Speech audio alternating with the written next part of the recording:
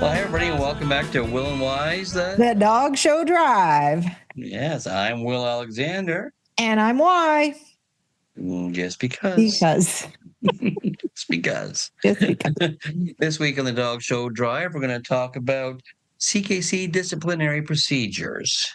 Very and we got important. a beautiful email written by a member of the CKC, and they lay it down flat for us. It's very good. And we're also going to talk about Kennel and Bench, but we also have a special guest from ProPlan. ProPlan Canada is going to give us an update. Sara Manzi is going to come on and give us an update on what's new at ProPlan.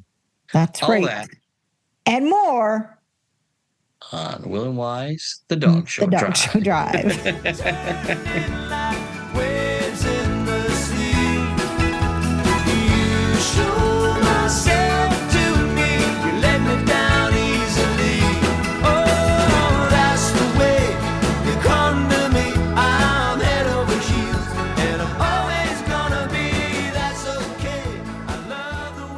Hi, why? I will. How was your weekend? Well, it was a little bit sad because my aunt did pass away. Remember? Oh, yes. I'm sorry. Yeah. Yes. You told me that. Yes. But yeah. So Very anyhow, sorry. but it was not unexpected, just a little unexpected as to that day. But anyway, so it's my mom's older sister, only by a year, but my mom's sister. So anyway, but that's that. So what did you do this weekend? I went and exhibited at the Wine Country Kennel Club. Oh, that's right. You did, didn't you? And I don't know if did you notice last week in the podcast, I said, if anybody walks up to me and says, Clark the Bouvier, they get the tooth. Well, last week I also put out that video that people were noticing about Clark looking like a Cane Corso. Right? So I had lots of people come up to me, and I'm sure someone said Clark the Bouvier, but I'm not sure what context it was. So I didn't give away the toque. So I'm really sorry. I just got confused. It was my own fault. And come up to me next time and say Cane Corso, and I'll no. Now you're confusing just come me. up and say, give me the toque. Right? Give me the Dog Show Drive toque, and I'll give you the toque. Good idea. Are you going to a show this weekend? No, I have the weekend. I'm home this weekend. I'm actually going to Cornwall on Saturday for Mike Langto's Celebration of Life. Oh, good. Yes. Oh, that's good. A bunch of us are going up there, so that'll be that. Oh, that's nice. It's a long drive, so a bunch of us are going and meeting up, then heading out that way. So yes, that was good. Yeah. See Pat and give her our love and tell her make sure she knows we're all thinking about her. Yes, for sure. And there was more sad news this weekend of the dog shows. Karen Nesbitt, longtime Border Terrier breeder, passed away this weekend too. She was always a smile on her face, and she had very competitive dogs in both conformation and rally and obedience and everything. She competed a lot with her dogs. Yeah. Oh, good for her. Yeah. So it was a sad weekend. We got the news on. I think we got the news on Sunday, or was it Monday? Because we showed until Monday, so it may have been Monday. Right. We got the news. Yeah. Yeah. Don't you find when there's the holiday Monday, just like, well, I know it screws us up big time because it screws up my whole week. Well, because we usually have our production meeting on Monday, and other than the fact Megan couldn't produce a lot of that production meeting. Oh, yeah, we do. And other than the fact Megan couldn't even get an answer out of either one of us about the Monday, and I was just at home cooking, and you were probably passed out from tryptophan. Exactly, well, my turkeyness. Yeah, and then we decided we had our meeting on Tuesday, and then we're taping on Wednesday, which usually was supposed to be yesterday, but blah, blah, blah. That's just the way it rolls. So it was, it screws. And then your whole week is short. And then I find I shorten my week even more. Like even today, I keep thinking it's Thursday. Yeah. And it's not. It's confused my week too. I have to keep checking what day it is. Yeah, but I don't need. But it was 4-day show. It was the show went off well, and they had their big turkey dinner on the Saturday night. Oh, nice! Which is a tradition at the Wine Country Dog Show. Yeah. It used to be Nipissing used to be And this Nipissing used to weekend. do I remember fall that. Thanksgiving. Yeah. We would all go up north and have a Thanksgiving dinner up there. Yeah. And but this worked out well. I think Wine Country started this. I want to say maybe even 10 years ago they started having the dinner. Oh, really? Wine Country. Yeah, I remember. Cool. Yeah. No, But it went well. The show went well, and it was well attended, and it was fun. So it was I just find 4 days. It's just a lot. one day too much. It's just one day too long. A lot. Yeah. And then again, like we just said, it confuses my week. It confuses me on my week. So it's just have we are. become simpletons? Oh my gosh. Like we're Rain Man now. You cannot adjust our schedule at all. And where does the time go? Like today is October 15th when we're filming, we're recording. And that is the 39th anniversary of Gary McDonald passing away. I know. And for those of you who don't know the name Gary McDonald, in the 70s, 80s, Gary, even 60s, late 60s, 70s, and 80s, Gary was a very prominent professional handler in Canada. He was a powerhouse. Yeah, he was top dog all breed at least twice that I can think of. I worked for Gary when he had at the end of, I was working for him. When he passed. That year I was working for him, 86, because I got the phone call. I was working at Abby and Jane Gang's kennel, Abishara Bouvier's, which was Gary's client. I was working at their kennel, and I got the call that night that he passed away, which was, I believe, a Tuesday night. And I remember it being midweek as like. Yeah, I believe it was a Tuesday. And the very next weekend was London Canine. So I went from being an assistant to a professional in 3 days. Like I had to show the dogs on the weekend. And I just remember how eerie it is. I remember going to London Canine and I was meeting Jan Zeech. Remember Jan Zeech? She passed away a few years ago as well. Yes. I was showing her Irish setter, I believe. And she was meeting me there. And we met, and it was held at the fairgrounds, London Fairgrounds. London. Yep. And it was so eerie because it was so quiet at the show. Like it was almost like, even Jan mentioned how eerie it was feeling at the dog show the first day when we were getting the dog. But Gary was a character of our dog shows, and he meant force to a be lot reckoned of with. people. Even I knew, I knew of him. Well, because he was still married to Elaine at that time. And no, not at the time he wasn't. No, not at that time. But like when I knew of him, because they would come up to Thunder Bay and they showed dogs. And I always remember, that was when the working group was the big working group. So He was top dog. Sure. He was top dog 2 years in a row with brothers, litter mate Bouviers. Yeah, brothers, weren't they? Yeah, Bandit and Beau Jest. Or Beau Jest was first, then Bandit. So Now, who owned Bandit? Yvonne Savard. Okay, and Beau Jest was Jane and Abby. I'm not sure if Bill co-owned them all, but Bill Miller bred them both. Oh, okay, right. Mm-hmm. Or was breeder on both of them, I believe. Yeah, I can't remember all the details, but it was. Gary was even when I was growing up. Like I would watch Gary McDonald and Brian Taylor. They were the two handlers in my area that I wanted to emulate, and I tried hanging out with when I was a kid. And they were always very good to you, but you were just a kid, right? You were a kid. Yeah. So, and then when I got to work for Gary, I was thrilled to work for Gary, and it was a hard time. So. Yep.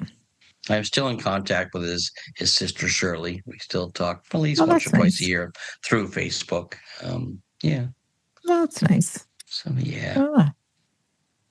39 years. It just shocked me how long ago it was when I saw it on paper.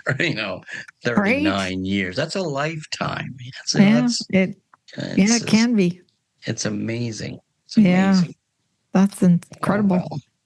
So another little piece of news that we saw come across on Facebook was the information that a new trophy is going to be given at the Hound Group at the Garden, and it is to honor Pat Trotter.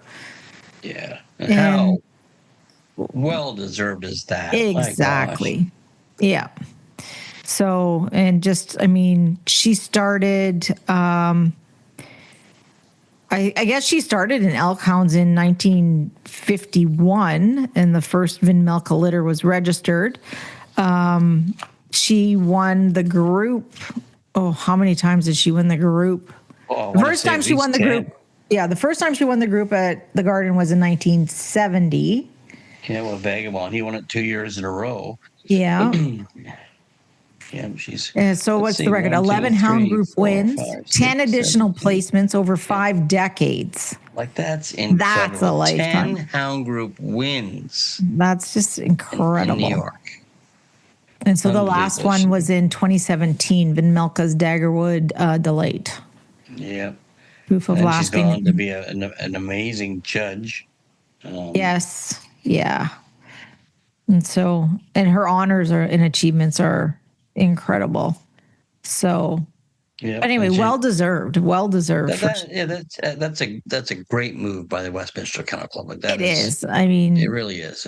Because she just is she is an icon for sure. She truly is, and it'll be people 100 years from now when they win the Pat Trotter Trophy, they'll be like, "Oh my God, we won the Pat Trotter Trophy." Well, and then I just read here the first hound judge to present it will be another icon in that group, Michael Canalizo. Oh, wow. There you go. Yeah. Right? Like, who's winning the hound group this year? That's going to be something else. Anyway. So, all right. So, should we carry on?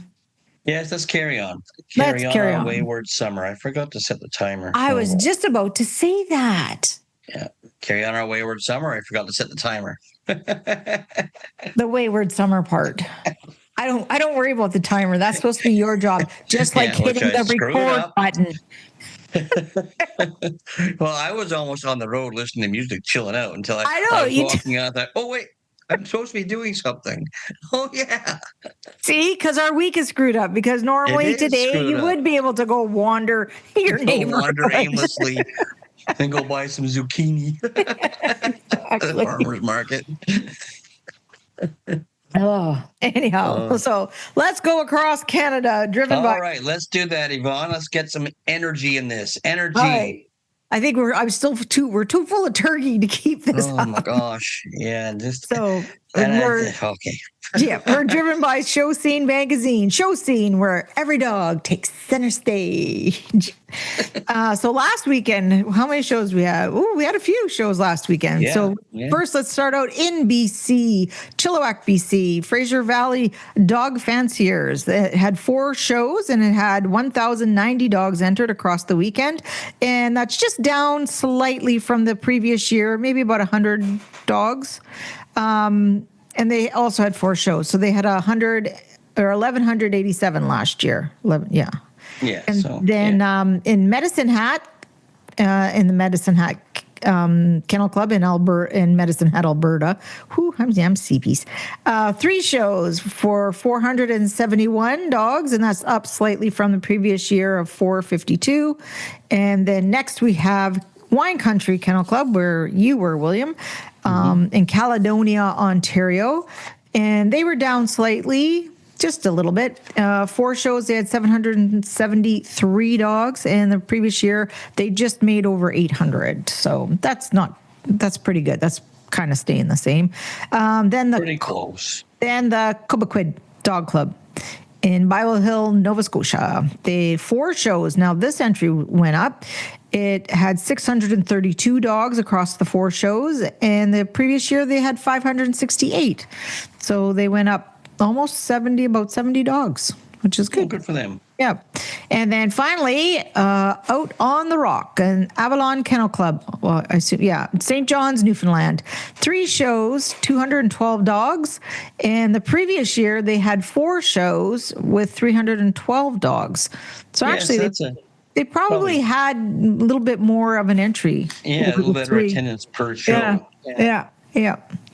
So that's great. So that was Across Canada, presented to you by Show Scene Magazine, where every dog takes center stage. Cha-cha. All right. So you have to understand, folks, this is what we do all day long. Yeah. Just, Goof off. Yes. Upcoming shows brought to you by Canuck Dogs, your source for Canadian dog show events online. So we're into November because, it's just like that. So we're going to talk about the Lethbridge and District Kennel Club, and that starts November 21st going through to the 23rd. The closing date is November 5th, and that's 3 all-breed shows, limited breed shows for groups 1, 3, and 7. And then next, the Evelyn Kinney Kennel and Obedience Club, November 28th through to the 30th. It closes on November 10th, and they have 3 all-breed shows and limited breed shows for groups 1, 6, and 7.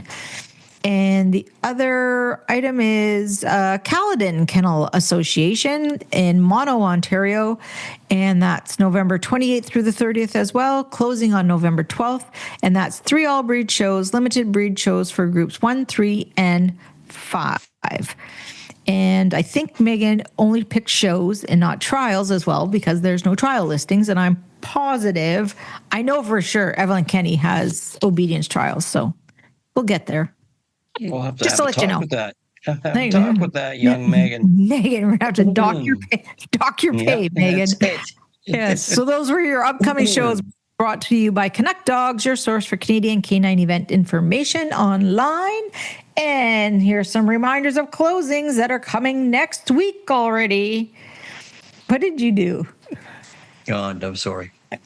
Thanks. I know this is not the most exciting part of our program, but you can still support me. It has nothing to do with the program. It has nothing to do with you or the program.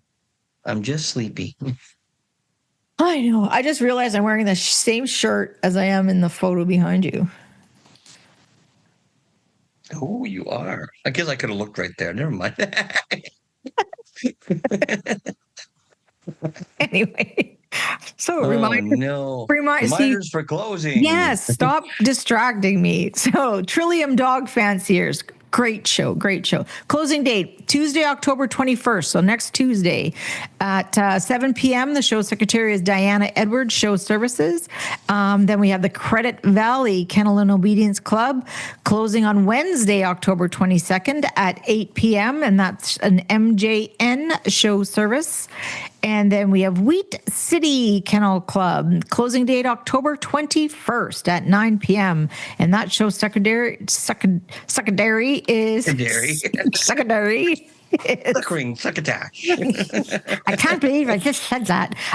C&D show services. And then finally we have Elsie Murray Canine Center Society closing also on Wednesday, October 22nd at 9 p.m. And the show secretary is Classic Show Services.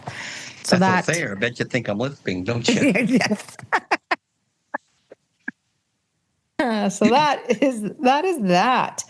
So this week's topic. This is very interesting because we had this one is yes. And it's brought to us by Leading Edge Dog Show Academy. Your success is our success. Yes. Your success is our success. We like doing that, don't we? We do like doing that. Your success is our success.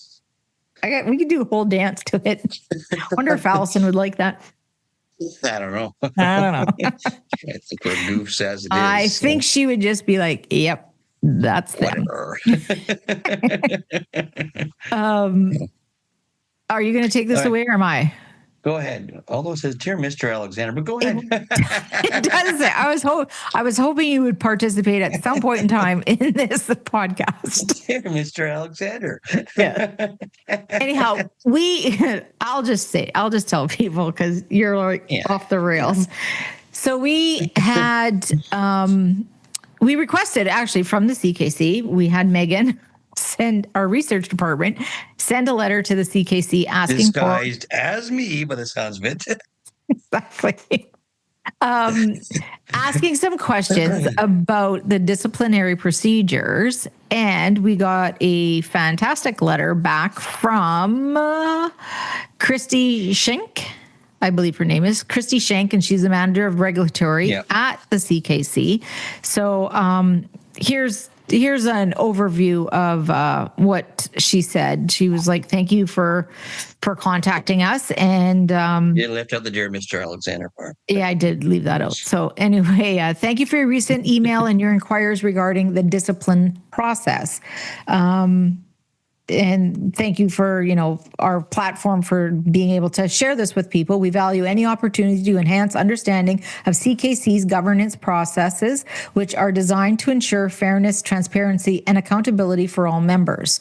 It is important to note at the outset that the Canadian Kennel Club acts as an administrative body for the independent discipline and appeal committees, which are appointed by the CKC Board of Directors.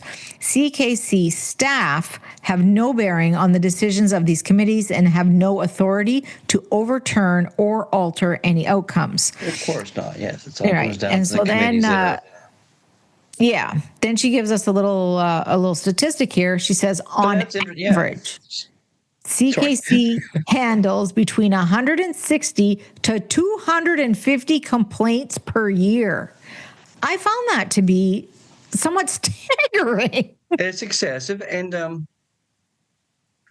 they're and I don't know about CKC, but in AKC they have you get charged if you have a how do they put it? Frivolous complaint. Yes.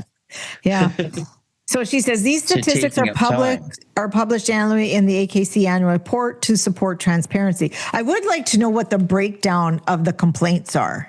Like what is pertaining to like shows and trial rules, what is registration, what is, some other weird, what are like judges discipline, like all the different kind of categories that they would fall under. I would like to, maybe Megan, get on that. Let's see what the whole breakdown is.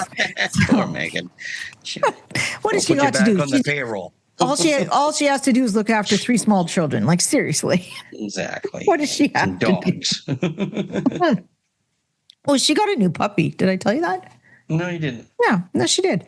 Okay, so anyway, outlined below is an overview of the relevant policies and procedures as referenced in Chapter 11, Regulatory A8 of the Policy and Procedures Manual, copied for your reference. Now, everyone has to understand, there is a rule book that we have, but then there is policies and procedures, and that book is honkin' thick. That is a very...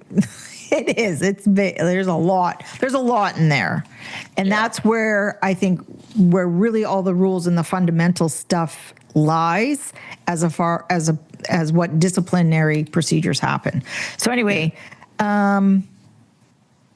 please note that the official publication of the Canadian Kennel Club is the Kennel and Bench. Additionally, the disciplined persons list and the ineligible participants list are published on the CKC website and member portal respectively.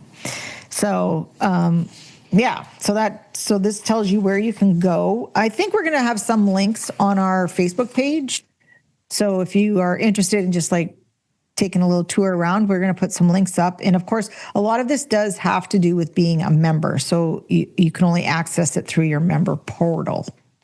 So remember that part. So if you're not a member, you have to become a member. Become a member. Yes. CKC wants you. Anyway, publication of decisions. So this is when it happens when after something has gone to discipline and they've decided what they're going to do, then they will publish it. So publication of decisions. A, action taken by the discipline committee and the executive director is to be published in the Canadian Kennel Club official publication and are posted on the CKC website on an ongoing basis and shall include those cases that are under appeal or under judicial review. Publication shall include the complainant and defendant's name, locale, nature of complaint, and the decision of the discipline committee. In cases where a complaint is dismissed, the defendant will be given the opportunity to have the decision published. However, the defendant must notify head office within 30 days of the date of the decision letter. And then that just tells you the motion that when that got passed. Please note that the discipline and appeal process are structured to ensure fairness, transparency, and due process. As such, outcomes cannot be produced instantaneously. The full process is available to all members in Section 15 of the bylaws and Chapter 11, regulatory, of the Policy and Procedure Manual. Below is a brief synopsis of the key stages. So she's condensed this for us so that, for time. So The first thing is the complaint submission. Complaints arising at an event should be heard by the Event Complaint Committee. These do not require notarization and are forwarded to CKC for processing and hearing. No decisions are rendered by event holding clubs. So I think that's important. So is that basically just the club members of the yeah, so the event, your event complaint committee is, basically made up of your show committee. Like it'll be your show super, a couple of other people. So I think you have to have 2-3 people, I think at least on it. So you go and basically you go to your show secretary, you want to do a complaint, you got to fill out the form, you got to put down your money, right? And then the event complaint committee will hear basically both sides of the story, and then they submit it to the CKC. So whatever information and such is there, then they submit it to these. And this stuff does not, now this is important, this does not have to be notarized because you have people right there basically that have witnessed it, and you got firsthand information. Complaints are submitted directly to CKC, require notarization. Now, so if you bypass the complaint committee of the show, you have to have it notarized. Because I believe you have, and I could totally be making this up, I think you have 10 days after the show where you can submit a complaint. And that's when everything has to be notarized, et cetera, before, or you submit a complaint and then you have to gather your information. I'm not quite sure. Maybe that's something we should ask, because currently in Thunder Bay, we had a little incident, and it just blew. I'm not even going to get going into it because it actually makes me annoyed about a lot of it. Because for those who can't see, my eyebrows are now shooting up into my hairline. Okay, so then staff review time limits, gather evidence and payment, issue notices, and manage correspondence timelines. So this is for the afterwards. They, try to keep the process flowing. Notice of complaint sent to all parties with a 30-day respond period. Review and hearing. All submissions are cataloged and entered into the queue for the next available agenda. So a notice of hearing is issued at least 30 days before the scheduled hearing date. Hearings are conducted by the discipline committee with simultaneous interpretation provided as needed. So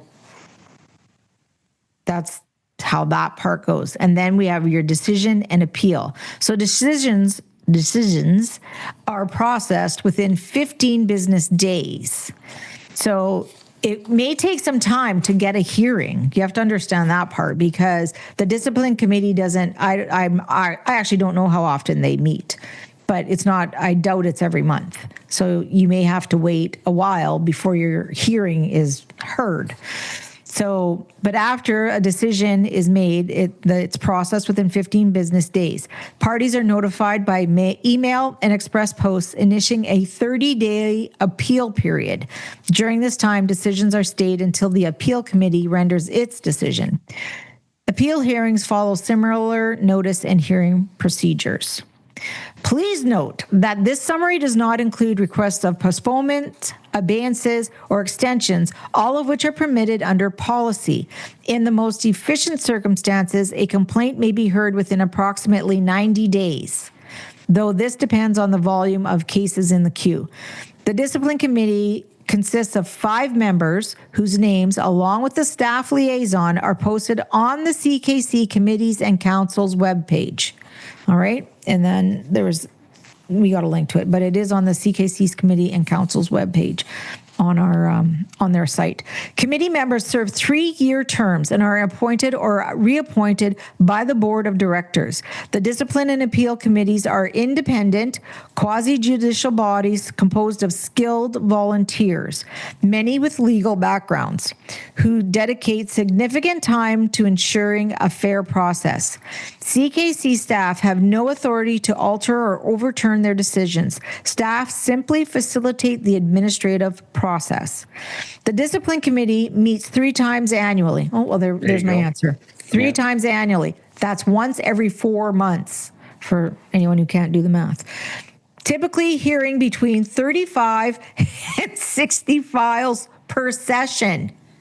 That is a brain drain. I'm sorry. 35 to 60. Yeah. That's a lot of complaining. Anyway, dates for discipline hearings are chosen at the time of committee appointment and are chosen for the next 3 years. Wow.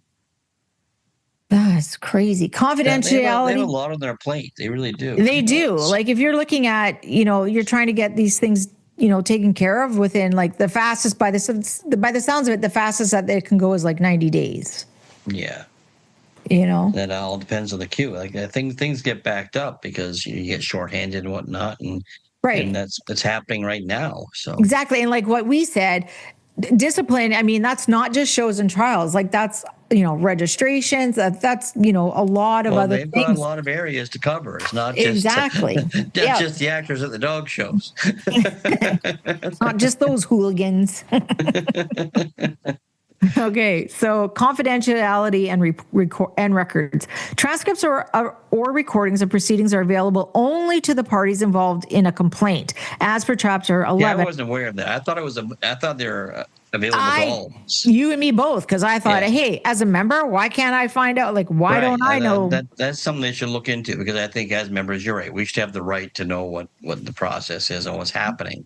Oh, well, what was, said, like, even for those of us who just want to be nosy, but it's still, I would like to know exactly what happened. It's part of our world, Yeah. It's true. It's true. If requested, a copy of the audio record of the hearing will be provided to a party to the complaint.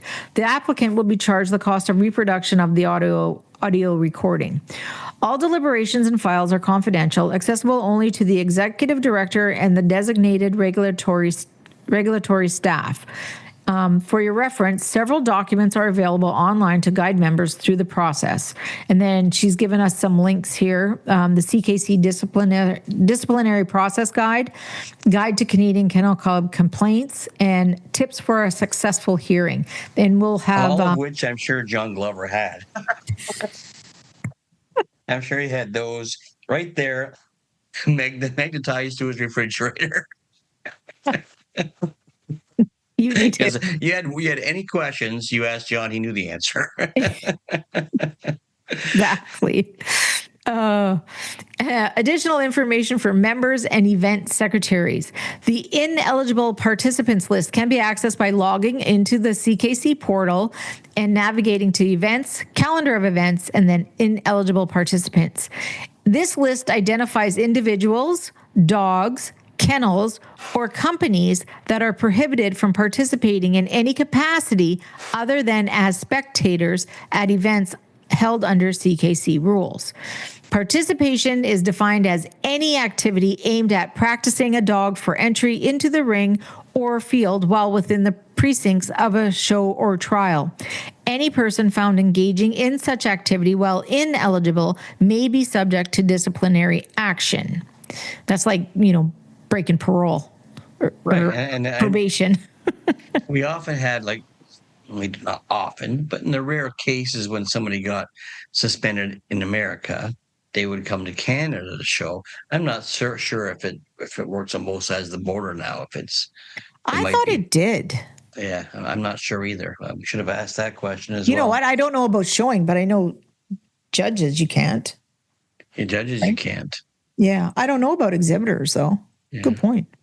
We should ask that question. Because I remember all of a sudden we'd see an influx of American handlers, and you dig into it, and you find out, they were suspended by the AKC, so they needed to still make a living, so they'd come up here. Yeah. Oh, I found this one to be interesting, and just because of the wording. But event secretaries must not accept entries from any participant while a penalty is in effect, even if the event occurs after the expiration of the penalty. Such entries must be rejected and entry fees refunded. Additionally, clubs should not accept money orders, credit card authorizations, or checks drawn on accounts belonging to individuals, dogs, or entities listed as ineligible. So that's interesting. Yeah. Right. So even though, like, say you want to go to the Trillium show, your suspension is up on the date of the actual show, but not entry the closing was not. So you're out. You cannot go. Yeah. Denied. Anyhow, the disciplined person list is available on the public CKC website under Finding an Accountable Breeder. Sorry, I don't know why we're laughing, but we're laughing. With a direct link provided there. This document contains the current list of individuals whose privileges with the CKC have been revoked, including the right to use the club's registration services. Dogs sold by anyone on this list are not eligible for registration with the CKC. Additionally, any litters bred from dogs owned or co-owned by someone on this list are ineligible for registration. This list is intended to assist the puppy buying public and to promote transparency for both members and non-members alike. So, and anyhow, that's all the information she sent us, which was that's great. Lot. That's great that they did that for us. Yes, we thank Kristi for sending that to us, because that was really good of her, and to kind of condense a lot of the questions. And I think we might shoot her back a couple of questions, like the U.S. one. I don't know, like we don't see it as often anymore here, but like the U.S. exhibitors coming up like we used to in that regard. Not as much as we used to. But it'd be interesting to see if they do have a mutual arrangement that way. And that's another thing. We could ask the AKC if you're suspended here in Canada, can you go to the States to show? Well, yeah, that's the thing. Yeah, like in a suspended. Yeah, we know the judge. We know the judges. That's because that's kind of a suspension of license. So it's I guess that's true. That's why that makes more sense. So, but just us freewheeling exhibitors, who knows, right? Just go. Just go. I can't show my dog here. And I think I have a couple more questions about the whole procedure. Just as far as the if, like, what happens at the actual show, because I've never been a part of. In America, they call them bench committees, right? Yeah, bench show committees. Show committees, and here we just call them whatever. I don't know what they called it. The event complaint committee. I don't know what exactly is the takeaway from it if it happens at a show. Like, do you just sit there and record stuff and then send it in, or like? Well, I think that's what they do. They listen to both parties. They can't make a decision if there's an official complaint going in, but they can take down all the evidence. Right, and is it on the behalf of the Illinois Kennel Club? You must be able to go, in their opinion, as the event committee. Is this a valid complaint, or is this or frivolous? Yeah. I think by gathering the evidence, and they'll submit it, they'll take the cost, because it costs money to file a complaint. So they're hoping that will be enough as a deterrent to people. Right, because it is. What is it now? Complaints. It's like 200. Yeah, 2 or 250. 250. Sure. I think it's two. Before it used to be $100. Yeah, slap your $100 down. Show me the money. Yeah. So, but it's because I remember John used to kid about having extra $100 stamped $100 here for when he puts a complaint in. But I miss Glover. Yeah. It is. I did not realize how many complaints they took, though. Honestly, I did not. The bench show committee in our country, they can't decide. I'm sure they can just gather evidence and then submit it to the CKC for their perusal, and then they'll make a decision. Yeah. Yeah. And I don't know, does the bench show committee, or the events complaint committee, do they act as you probably shouldn't send this in because you're not going to get anywhere with it? Like, I don't know. I guess they can. And like when we spoke to Patty Proctor, she talked about the frivolous complaints. Yeah. And how that she would have, if there's an actual manual about frivolous complaints, and she would have that on top so that people would see that and be a message to them. Well, because you and I both know, and we talk about this all the time, about egos at dog shows and how people just get ridiculous. Oh, for sure. And, yeah. But I know, what I think there is a fine in Canada now for frivolous complaints. Oh, okay. If it goes as far as the CKC, I think that's happened. I think I did hear that. I don't want to name who I heard or whatnot, but I did hear about it. So. And the other piece of advice I would give anyone, if you do have a complaint and you're at an event, have the complaint, get it started at the event, because afterwards it's a lot more work to get it into the CKC. And don't get mad at the CKC because they have guidelines and deadlines for these things. They have a lot to do. Like the queues for all kinds of things are backed up right now. Yes. So if you have a complaint, at least get it started at the actual event, and because all your people that have seen or heard are right there and can be witness to it, and make themselves known to the event complaint committee, and all that information. Get all the evidence jotted down and dotted and all there for you. That therefore does not need to be notarized. And how long is the CKC supposed to hold things open so that you can complain about something? That's kind of, I think, ridiculous on our part to think that. So that's why there are deadlines. And that's why they have to adhere to them, because if they let one person go by, then, it just, I think it's just a free for all. They tell two friends. Yeah, exactly. And you know what? After a certain amount of time, really step back and think if your complaint is frivolous, though. Like, take all the egos out of it.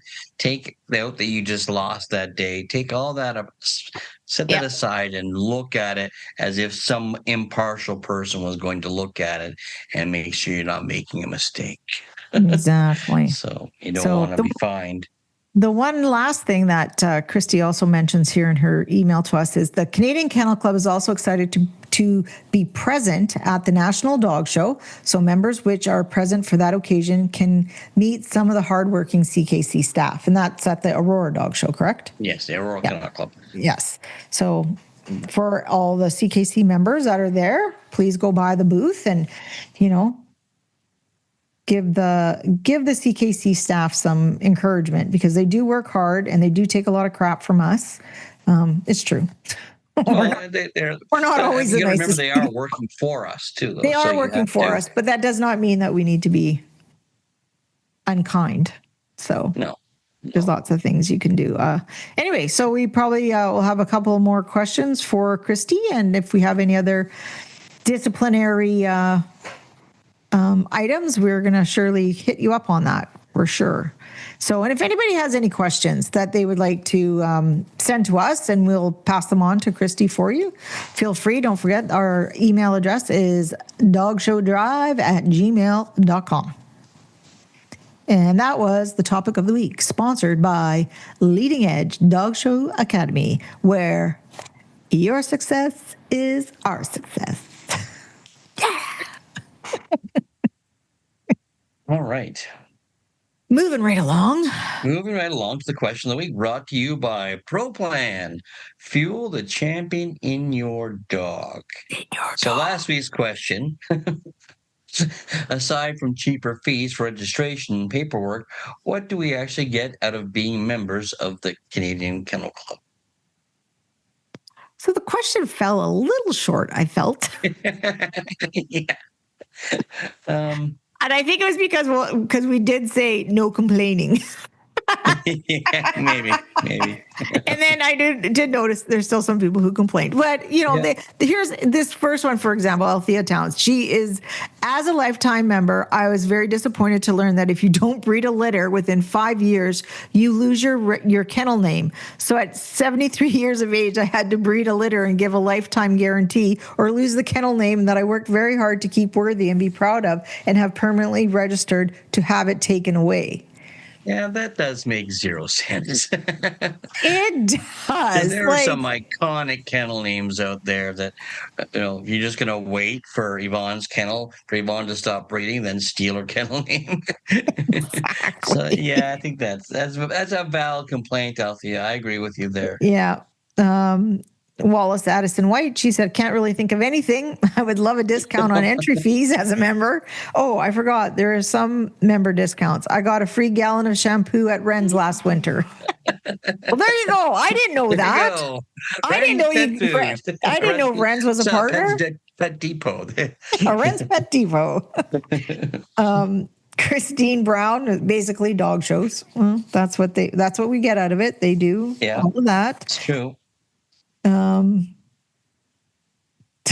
next one is long, so neither Will and I want to read. So we're looking at it like, back to you, Yvonne. So we will read it because they submitted. Carolyn Chaput. The question should not be what we get out of being a member, but what members would like to see being offered as a member, part of CKC Improvement Plan for members. My entire career was based in marketing, customer service director to engage long-term relationships with current and bring in new business. Education and lots of simple opportunities. Partnerships are missed by CKC to make it appealing other than discount registration. As mainly a show home and only co-breeder, my CKC membership does not bring me any value. Innovation, education, participation, and attractive offer for customers. Members is key in the success in a business relationship and keep the engagement long-term and creating a win-win for the club and members. And she's valid in that where as a member, what you're looking for in return. So I know that they had partnered, I think we still are partnered with some insurance companies. Yeah, I believe so. Yeah. And they were very good at helping us with the different our business insurance for our businesses as special handlers. Yeah. So, and it's true, but there's lots of other opportunities I feel that they may be able to do. Any other professional organizations that I belong to, I can rent cars for whatever. I can get CAA. Yeah, well, you know what? But if you think about it, stuff like that, like hotel discounts, travel, stuff like that, for sure, especially in this climate where everything's so expensive, everyone will be super excited if they can get a discount on a hotel. There's no question. When you get the CAA email each month and you see the new discounts for a certain, like I go to certain gas stations because I get a certain amount off because of CAA. Yeah. Yeah, for sure. I will find that gas station. Yeah. Or, if you, like for me, it's no value, but Costco membership, if you can get a discount on a Costco membership where, I am excited that I didn't realize Wren's is that still around? I got to check that out because I have a Wren's here. I'm heading off to Wren's tomorrow. No, I won't be. But anyway, Shona Sutton, life members should be life members whether they breed anymore or not. I think we've earned that. I have to question that because I didn't realize you still had to be a breeder. I'm a life member. Have I ever told you? Okay, so this is my thing about being a life member. So I joined the CKC when I was 18. And then when I joined at 18, you had to be a member for 25 years and then you were a life member. So my 25 years came up and then they said you needed to be 30. You had to do 30 years. So then my 30 came up. And then I was told you had to be at least 50 years old. And I'm like, they kept moving the goalpost on me. I was so annoyed. It's just for you. Maybe they're watching Yvonne Norton Gage at the door. Exactly. You have to be changing that pretty soon. Well, She's because getting close. Sean Nichols laughed because I had to give him my CKC number. Oh, I remember when we were show secretaries, I gave him my CKC number, and my CKC number is very short. And he's like, "When did you join?" Not as short as Eve Whitmore's was. Well, what's hers? 2? Oh, Mrs. Whitmore. She Oh, didn't know she was a anyhow. friend of the show. You're a friend of the show, Eve. You're here. Friend of the show. She would be. Oh, no question. Leanne McIver, results in championships, which I think are slowly getting better. They're also our regulatory body, but I think they are failing on that mark based on recent results, which is true. Yeah. Nola, she does pick out the hard names. Nola Semsinson. Sorry, Nola, for massacring your name. I've been trying to register puppies on co-owners for weeks and keep getting the forms wrong. So I'm really asking this question. LOL. We get to do CKC dog sports without having to sign up with a different organization. Well, it's not, because there are a lot of different organizations you have to sign up to do different dog sports, right? So under the CKC umbrella, that is a benefit. So, and then Gord Hayburn just said, following with interest. Well, thank you, Gord. I'm glad you're a friend of the show. So that was our question of the week. And I think we're gonna do some more work and investigations with the CKC and see what else we can provide for our listeners, and we actually want to encourage and drive up the membership of the CKC. Right. Give us a bigger. CKC is a very important. It is a very important institution, really. And so, but we also have a guest, don't we? Yes, our kind of word from our sponsor. It's a word from our sponsor, a real word. Sara Manzi is going to come on, and we're going to talk about updates at ProPlan, and if there's anything new coming up, and we'll find out what she has to say. So here's our message with Sara Manzi. Hi, everybody, and as promised, with you I have Sara Manzi, the inside sales specialist specializing in breeders for ProPlan Canada. How are you, Sara? I'm good. How are you? I'm good. It's good to see you. I saw you a couple days ago, but I see you now again, too. So. And you're going to see me later tonight, too, at class. Oh, good. Excellent. I didn't know that. All right. What have you got for us? Let's hear what's happening at ProPlan. All right. So we got a couple exciting things for October. So the first thing is we have a supplement rebate for the month of October. So normally you get your regular rebate. So for example, Fortiflora, when you upload your receipt, you get 100 points, which is a $10 value. But for this month only, every single supplement. So you've got Fortiflora, Common Care, Joint Care, Multi-Care, the Fortiflora tablets. So anytime you buy a supplement in the month of October, you're going to get double the rebate. So for example, the Fortiflora is normally 100 points. So for this month, you're going to get 200 points. You just have to upload your receipt in your account by November 10th. So that's the first exciting thing. The next one is for delivery. So we have kind of a flash promotion going on right now. So started on the 14th. When you purchase an order between the 14th and the 27th of October, you get to add your choice of a supplement, a case of your choice of a supplement. So you can choose from a case of Fortiflora, Common Care, which each come with 6 boxes, or a case of Joint Care, either of the sizes, the small, medium, or the medium, large, or the Multi-Care Choose. Joint Care. Yeah, they think it's a treat. Do. Yeah, they do. So, or the Multi-Care Choose, the 60 count, which also comes as a case of 3 pouches. So you can decide to add one of those cases to your order, and it's one case per order, not per skid, like some of our other deals.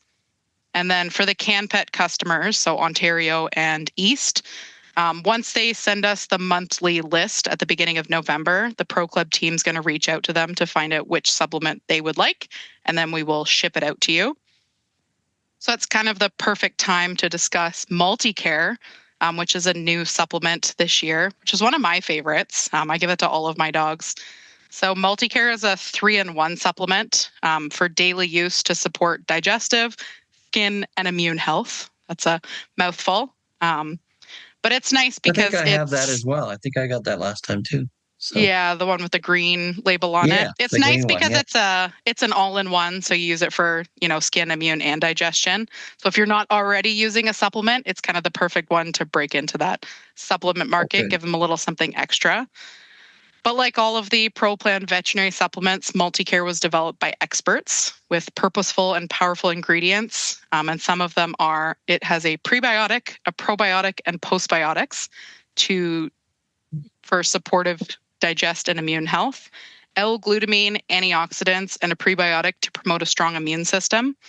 And then omega-3 fatty acids from cod liver oil, vitamin E, and zinc and biotin to support skin health. So it's a really nice one. I have all of my dogs on it now, but my puppy Cash just loves them. He doesn't care if they're crumbled on his food or he gets them as a treat. He thinks it's a treat. Well, I've been giving him to Clark because, as you remember, Clark has skin issues, and it seems to be helping. So amazing, awesome. Yeah. Well, I'm glad to hear that. You're talking about him. Wanted to pop in, and then the last thing is anybody. I just wanted to remind anybody that maybe referred a friend in our July to September promotion. If you referred a friend and they got a trial. Check in on them, see how the trial's going with them. And then to get your part of that refer friend discount, make sure they are then going on to buy their next 5 bags. So how the breeders that signed up another breeder for that promotion from July to September, they just need to make sure their referral then goes and uploads their 5 either medium or large bags to finish up that. And then we pull that report monthly and get those rewards out to those breeders that have made that successful referral. Excellent. ProPlan is always there for us. That's such good news. Oh, great. Yeah. And we're going to have you on more often now, I understand. Yes, so. I'm already very excited to come on for the first November that we can, for what we can talk about what we have brewing for November.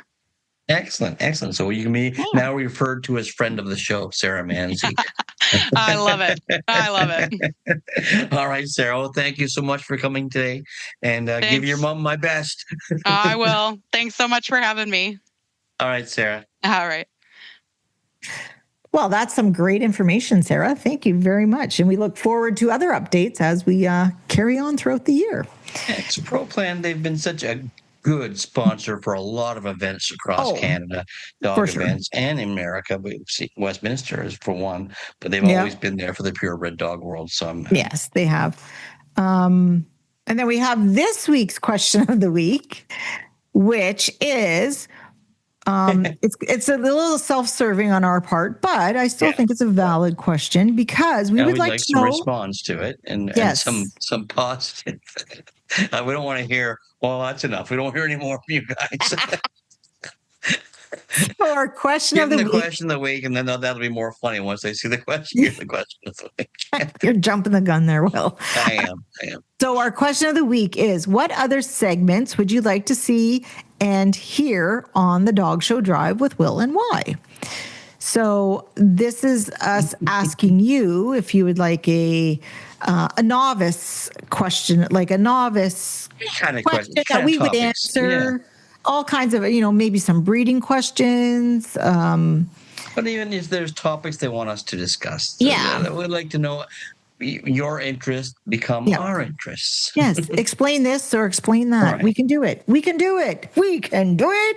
So let's, so that question you will find on the Facebook page as soon as Megan puts it up, which she probably did already. So it's there for your liking. And that was the question of the week, brought to you by ProPlan. Fuel the champion in your dog. On to your favorite. My favorite. How did this become my favorite? I don't know, but it is. It's your favorite. Well, I do. I quite enjoy it, and I'm not allowed to do 1979. And see, even that 1979 August board meeting minutes. That doesn't seem that long ago to me. I was 9.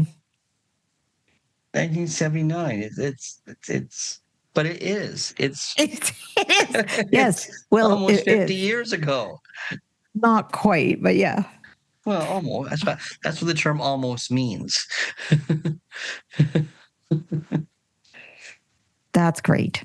Anyway, so this is, as Will said, from 1979, the board meeting. Professional handlers pins. The motion, I believe, Mackenzie, And to clarify, professional handler pins, back then the CPHA was called the PHAC, Professional Handlers Association of Canada, and they had pins just like we have, but their pins were almost exact as the Americans' PHA pins. So all the members of the PHAC had pins, and then this is what this is. Okay, so the subject. As directed by the board at the annual board meeting, the Dog Show Council has taken under advisement the question of professional handlers wearing identification pins in the show ring. In a report dated April 11th, 1979, the Dog Show Council proposes the following amendment to the Dog Show Rules. Chapter 20, Section 2 of the Dog Show Rules be amended by the addition of the following. Specifically prohibited is the wearing in the judging ring of any pin, ring, or other insignia which identifies the wearer as a professional handler and or as a member of a professional handlers association. Failure to comply with this rule will result in disciplinary action by the board.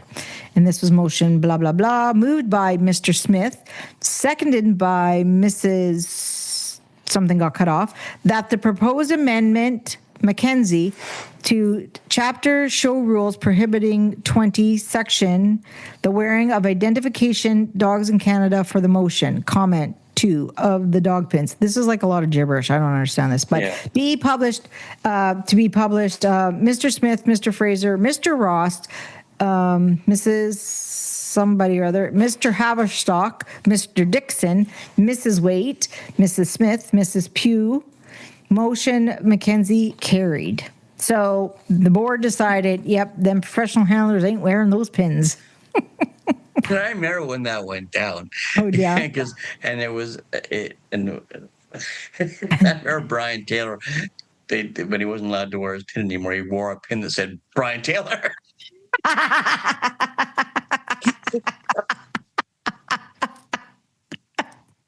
That's funny. Yeah, that is funny. But that still stands now because you're not allowed to wear like any kennel, like you can't wear a jacket with your kennel name on it. You can't wear like no, you can't, and any of the ProPlan jackets and whatnot. But I do believe we're allowed to. I'm not part of Weir anymore. We were wearing our CPHA pins up until I wasn't even up until I retired. And in America, they all wear their membership pins. Yeah, the PHA pins for sure. Yep. Yeah, so that's interesting. I remember when that went down, though. I remember that because Brian was so angry, and he was angry at an individual at the CKC. And I guess I could say because they're all past now. It was Mr. Dixon. They were all angry with. It was probably a Dixon. They were all angry with him because it was his doing, and that is funny. I was just a kid, but I still remember it happening. Yeah, I can see that being a thing for sure. For sure. Yeah. So I was so wanted to be a member of the PHAC when I was a kid. Like it was just my goal. And Scott McNair was one of my favorites. I always liked to watch Scott, and he was such a nice guy. And he ended up, when he retired, he gave me one of his pins. So I still have it. Nice. Yeah. Oh, that's cool. PHAC pin. Yeah. Oh wow! Well, the things that we remember. Yes. But there's again. I think often people like Scott and Gary that passed, and what kind of judges they would have been. They would have been great judges. Mm-hmm. Scott did ring steward a lot in his last years, but we never wanted to go ahead and become a judge. But what a waste, it was a waste. There was many panels. So knowledgeable. It was many panels. Like when I was showing dogs, I always judged a panel on which one of these judges would I want to purchase me a dog or pick me a dog show. And it was sometimes I'd turn to Colin and say, well, looks like Scott wins again and he's the ring steward. That's a good one. Yeah. I can say those things now that I'm not showing, yes, right? Exactly. What do you mean by that? Yes. Yeah. So anyway. I think that's it. Yeah, that's it. I think we're done. Yep. I think we're done. All right. So don't forget to click and subscribe to the podcast. Check out our Facebook page of the Dog Show Drive, Canadian edition, and email your ideas, especially the one about the different segments you'd like to see. And any questions? Any questions for you want us to talk about? Yep, the we'll CKC. Talk about it. We'll do it. We will, and we're not just saying it. We'll do it. Maybe not. We'll ask Megan if she can get it done. Yeah, exactly. Don't forget, we have Megan. That's who we put our trust in, Megan. Oh, we have Megan and Doc. Yes, Megan and Doc. If it wasn't for those two, we'd just be on the phone right now. This would just be a FaceTime call. That's all it would be. So our email address is dogshowdrive@gmail.com. So for everyone traveling, take us away, Yvonne. Everyone traveling to a show this weekend, please be safe, seatbelts on, glasses on. Till next week, guys. Be safe, guys.